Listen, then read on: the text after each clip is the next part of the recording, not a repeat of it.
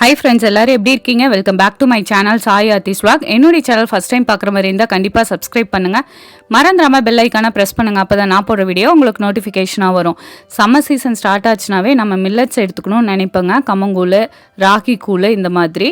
ஆனால் ராகி கூழ் செய்கிறது பயங்கரமான ஒரு கஷ்டமான வேலைங்க. அது ஈஸியாக எப்படி செய்கிறதுனா நம்ம இன்றைக்கி பார்க்க போகிறோம். இன்ஸ்டண்ட்டாக ஒரு 10 மினிட்ஸில் பிகினர்ஸ் கூட ட்ரை பண்ணலாங்க.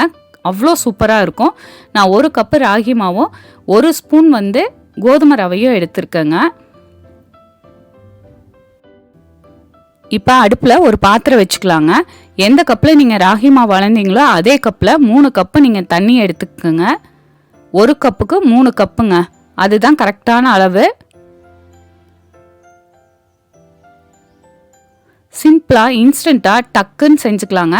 1 ஸ்பூன் கோதுமை ரவை எடுத்துக்கலாங்க. நான் பெரிய ஸ்பூனில் 1 ஸ்பூன் ஆட் பண்ணுறேன்.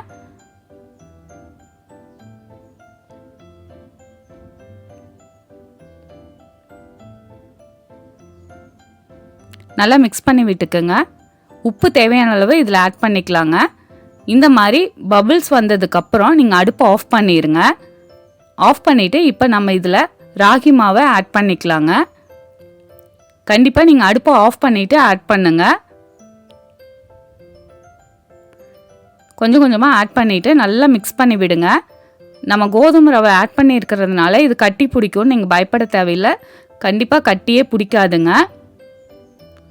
தண்ணியும் கரெக்டாக இருக்கும்.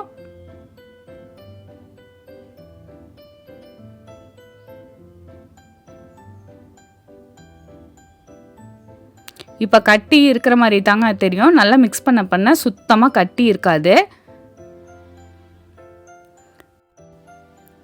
இந்த மாதிரி ஒரு கட்டை வச்சு கூட நல்லா மிக்ஸ் பண்ணி விடுங்க. பாருங்கள், கட்டி இல்லாமல் நல்லா மிக்ஸ் ஆயிடுச்சு.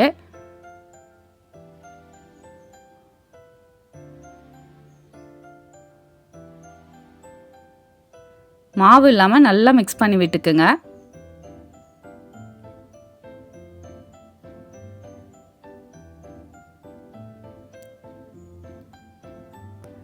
இப்போ தண்ணி தொட்டு சுற்றி இருக்கிறத எடுத்து விட்டுட்டு நல்லா தட்டி விட்டுக்குங்க. இப்போ ஒரு குக்கரில் ஒரு ஸ்டாண்ட் வச்சுக்கலாங்க. அதில் இப்போ நம்ம மிக்ஸ் பண்ணி வச்சுருக்கிற அந்த ராகி களியை இதில் ஆட் பண்ணிக்கலாம். மேலே ஒரு தட்டு போட்டுட்டு லிட்டை போட்டு ஒரு 3 விசில் விட்டு எடுத்தால் ராகி களி சூப்பராக ரெடி ஆயிருங்க. இது இன்ஸ்டண்ட்டாக சூடாக அப்பவும் சாப்பிட்லாம். நீங்கள் ஆறுனதுக்கப்புறம் தண்ணி ஊற்றி வச்சு அடுத்த நாள் மார்னிங்கும் நீங்கள் மோர் ஊற்றி கரைச்சி குடிக்கலாம். அவ்வளோ சூப்பராக இருக்குங்க. இது பிகினர்ஸ் கூட ட்ரை பண்ணலாங்க. ஈஸியான மெத்தடு.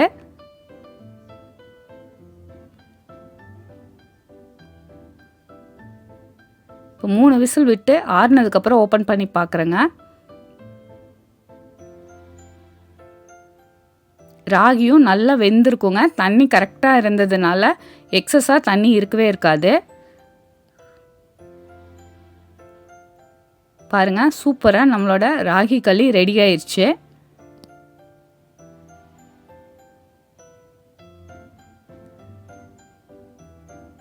ஒரு கரண்டியில் தண்ணியை டிப் பண்ணிவிட்டு எடுத்திங்கன்னா சூப்பராக வருங்க.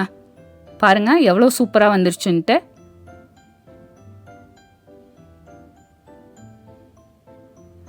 இது நீங்கள் சுட சுட சாம்பார், மட்டன் குழம்பு, சிக்கன் குழம்பு இல்லைன்னா நாட்டு சக்கரை வச்சு கூட சர்வ் பண்ணிக்கலாங்க. அவ்வளோ சூப்பராக இருக்கும்.